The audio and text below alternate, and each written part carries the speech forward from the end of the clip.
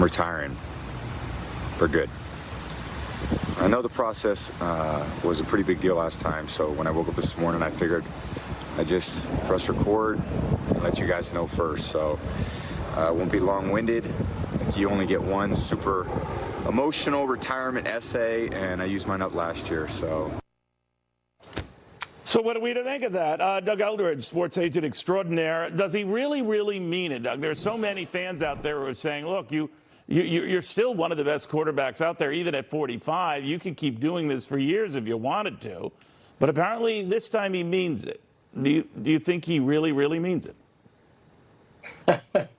Well, there can be no doubt that he is absolutely the Ponce de Leon of professional sports. Nobody in any sport has ever carried on at this level at this age. It's remarkable. It's a sad day for sports fans, even if you're not a Brady fan.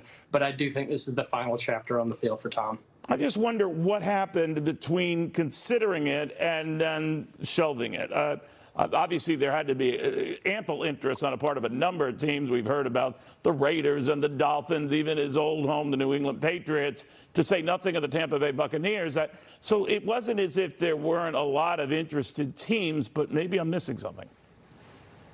Well, there's no shortage of interest, there's no shortage of options, and there's no shortage of ability. So of all the three categories that normally one door closes for you, Tom still had all of those open. But when you get to a point where you're 45, you have to remember statistically, most guys come into the league at 21, and they're out before they're 24. They're out before they're eligible for reduced car insurance. Brady lasted 20 years longer than that. And the maturation and the miles on the tires, you age in dog years after 30 in the NFL. And from 42 to 43 to 44 to now 45, it's not just the miles and the hits on the field. It's the stress and the impact off the field. And this has been a year unlike any other for Tom. Tough on the field, a lot of emotional baggage off the field. And it really is compounding interest at this point in his career. And he's stepping off an unbridled, unequivocal champion in every regard. 10 Super Bowls, 7 rings. He is unquestionably the best to ever do it. You know what? One of the things I always think of, and you know about the money thing, that it's not as big an issue for him as it might be for others. But that the thing that had me thinking he would never quit, at least without a shot at making playoffs again and maybe another Super Bowl again, which is why some of the teams I mentioned prior had come up, that he wants to go out a winner. Not that he went out a loser. He still made, the playoffs, even with an 8-9 record for his team. But I just wonder what changed there, because that seemed to be what was driving him, another shot. Right. Well, of all the things that he's shown on the field, he's been equally private off the field. A couple of years ago when he had that miraculous, in my opinion, the best Super Bowl ever. It was his last one in New England, that 28-3 comeback against the Falcons. He had kept it very quiet all year that his mother was battling cancer.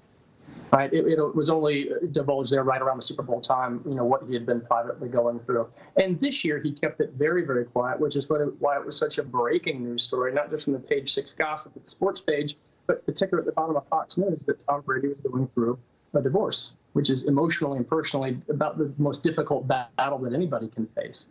And so he's always kept his things very private. And I mentioned those things to say, I have a feeling that whatever was the proverbial straw that broke the back or pushed him over the edge, so to speak, he's going to keep that private as well. And look, February 1st of last year, he retired. February 1st of this year, he retired. Maybe he'll unretire. Who knows? But I have a feeling. I have a feeling with the miles on the tires, with what he went through this year on and off the field, that it's the perfect time. There is nothing left to prove. Nobody will ever break or much less meet his marks. He's the number one in total touchdown passes, the number one in total yards passed, 10 Super Bowl appearances, 7 wins. But in my opinion, Neil, the most impressive things that he did was, number one, the 7 Super Bowl rings. That'll never be equaled in my lifetime. But secondly, what he did after 40. 6 straight seasons of 4,000 yards. And this season, he was number one in passing attempts and completions and threw for over 4,000 yards. He was third in the league on a team that was riddled with injuries and didn't have any receivers. And the offensive line looked like Swiss cheese. This guy has nothing to prove. And he's transitioning. Collection Accelerator, we talked about the dollars. He made $512 million on the field while consistently taking a hometown discount for his 20 years in New England, which contributed to 6 of those championships because he always left money on the table for more players. $512 million on the field. He's due for $375 million through his broadcasting agreement, a purported 10-year deal with Fox. He will be yet another billion-dollar athlete in the near future. Remarkable businessman, remarkable athlete, and a wonderful father. And that's, I think, the biggest feather in his cap. Well, an inspiring individual, to put it mildly, as are you, Doug. Thank you very much. Doug Eldridge, sports agent extraordinaire.